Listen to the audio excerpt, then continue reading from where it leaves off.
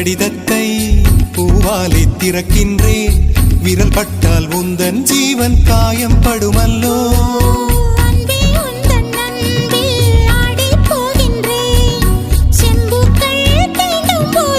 செத்து செத்து பூ பூக்கிறேன்.